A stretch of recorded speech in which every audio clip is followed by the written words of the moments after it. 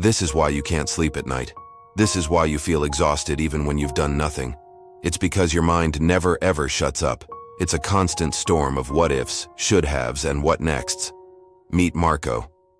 He isn't a warrior or a billionaire CEO. He's you. He's 24, and his mind is a battlefield. He's drowning in what experts call the anxiety spiral, a relentless cycle of worry that steals his energy and his joy. Every night, his past rushes back to haunt him, mistakes, regrets, missed opportunities. And every morning, the future looms like a terrifying monster, fears of failure, of not being enough, of the unknown. He's caught in a mental tug-of-war, unable to even crack a smile. Living in the present? Marco didn't even know what the present was. To him, now was just the agonizing gap between regret and dread. His life was a gray, blurry fog, and he was completely lost in it. But one day a glimmer of hope pierced through the gloom. Whispers reached him of a retired Zen Master, a former psychologist who had retreated to the quiet hills, having discovered the formula for inner peace. This wasn't just a story. It was a lifeline. With a surge of newfound determination, Marco decided he had to find him. His journey was long and difficult, a physical reflection of his internal struggle. He hiked through dense forests and over steep hills, each step fueled by a desperate desire to quiet the storm in his head. After days of searching, he finally arrived. The contrast was staggering. Marco's energy was frantic, his breath short, his mind racing. But the master, he was the embodiment of stillness. Sitting quietly outside a small wooden house, surrounded by majestic nature, he seemed carved out of the mountain itself, unmoved, unbothered by the world. It was a kind of peace Marco had never witnessed before. The air around the master was so serene, it felt like time itself had slowed down. Marco, heart pounding, approached him. The desperation spilled out of him in a raw plea. "I want peace," he said, his voice trembling. "I cannot stop thinking. It's destroying me. What can I do?" He looked into the master's calm gaze, searching for an answer, for any answer that could save him. The master listened, his expression gentle. A small, knowing smile appeared on his face. "I have a small task for you," he said calmly. He stood up, went inside his home, and returned with a simple ceramic cup. Deliberately, he filled it with water, not just to the top, but right up to the absolute brim, so full that the surface tension was the only thing preventing it from spilling. The water shimmered, perfectly still, a tiny, fragile ocean in his hands. He carefully handed the cup to Marco. "Walk to the edge of the village and back," the master instructed, his voice soft but firm. "But you must not spill a single drop." He paused, his eyes locking onto Marco's. "This is not just water," he emphasized. "This is your total focus." Marco's hand trembled slightly as he took the cup. The weight of the task, the sheer impossibility of it, settled upon him. The journey began. Marco stepped onto the path and was immediately assaulted by chaos. The village market was a symphony of noise. Vendors shouted, trying to outdo one another. Children laughed and screamed as they chased each other through the crowd.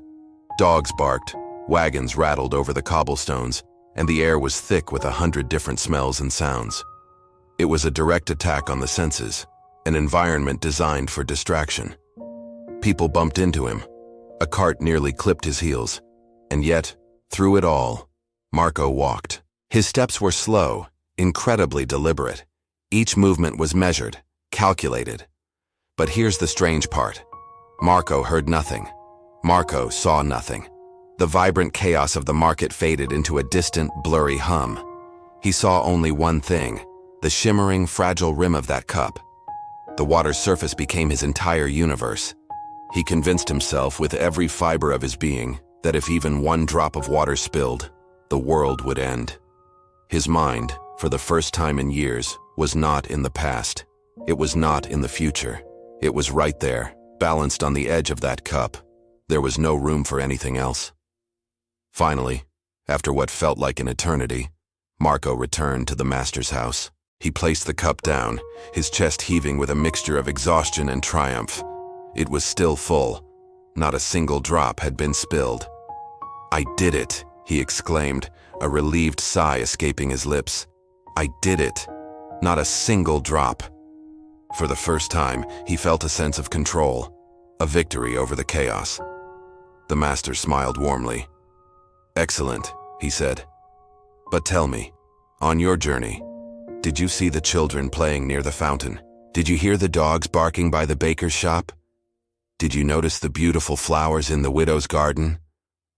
Marco froze. He searched his memory, but it was a blank. "No," he admitted, confused. "No, I didn't see or hear any of that. I only focused on the cup."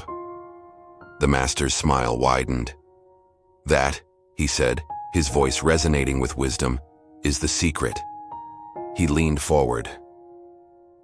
When your mind is entirely in the cup, fully absorbed in the present moment, there is no space left for the past to bring you regret, or for the future to bring you fear. The anxiety you feel is a ghost that lives in the shadows of what was and what might be. But it cannot survive in the bright light of now. Peace is not the absence of noise, it is the presence of focus. So, what is your cup? It's not water, it's the project you're working on at your desk. It's the conversation you're having with a loved one. It's the simple act of washing the dishes or feeling the warm water on your hands. It is anything, absolutely anything, that demands your undivided attention. Your mind can only hold one thought at a time, so choose to make that thought about the here and now. Peace is not a destination you arrive at someday. It's the way you travel, every single day. So find your cup. Find that one task, that one moment, and pour all of your awareness into it. Give 100% of your mind to just 1% of the moment. That is how you reclaim your power. That is how you find your peace. If this story helped you stop and breathe for even 1 second, please do me a favor and hit that like button. And make sure to subscribe for more stories that will help you reclaim your mental power and master your mind. Now, I have a question for you. Comment below and tell me, what is your cup today? Share your present moment with us all. Thank you for watching.